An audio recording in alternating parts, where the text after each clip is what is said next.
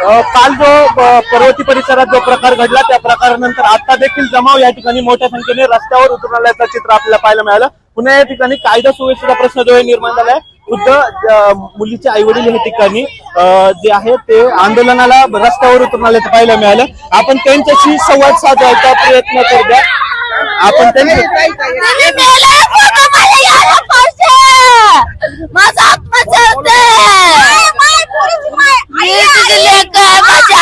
माझी मुलगी माझ्या आरोपीला शिक्षा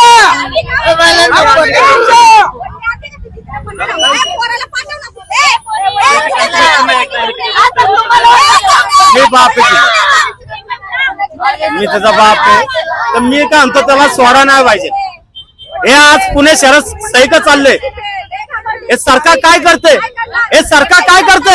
आम्ही निवडून द्यायचं आणि आमची आई धावायची का? तुम्हाला रिपोर्ट देतो म्हणून 2 तासात आम्हाला जायला लावलं, आम्हाला आमच्या पोरांना काठींनी मारलं, आम्हाला न्याय नाही दिला। आमच्या समोर द्या, बस त्याला समोर द्या। तुम्ही आता पोलीस स्टेशनला गेला होता, काय झालंय?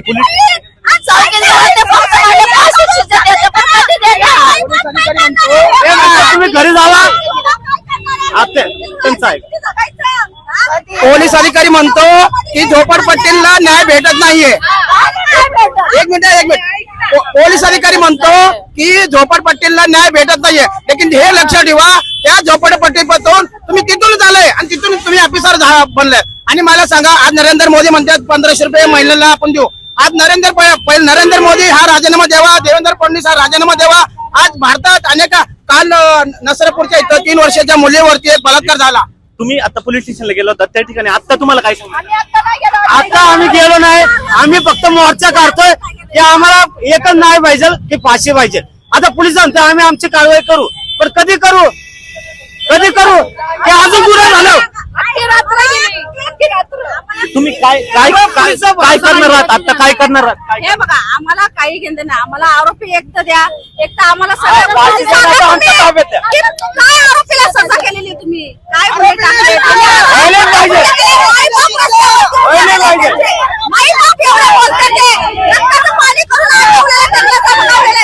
काय करायचं? माई बापांनी कोणत्या गोष्टी करायच्या?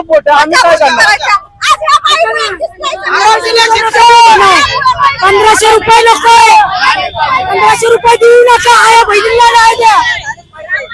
आपण जर या ठिकाणी पाहिलं तर आक्रोश जो आहे मुलीच्या आई वडिलांचा आपल्याला या ठिकाणी पाहायला मिळाला आणि पुन्हा एकदा ट्रॅफिक जामची परिस्थिती निर्माण झाली आहे। पुन्हा एकदा आंदोलन या संपूर्ण पार्श्वभूमीवर या ठिकाणी सुरू झाल्याचं पाहायला मिळते आणि संपूर्ण जो संतप्त जमाव आहे तो या ठिकाणी रस्त्यावर उतरून पुन्हा एकदा आंदोलन करताना पाहायला मिळतोय।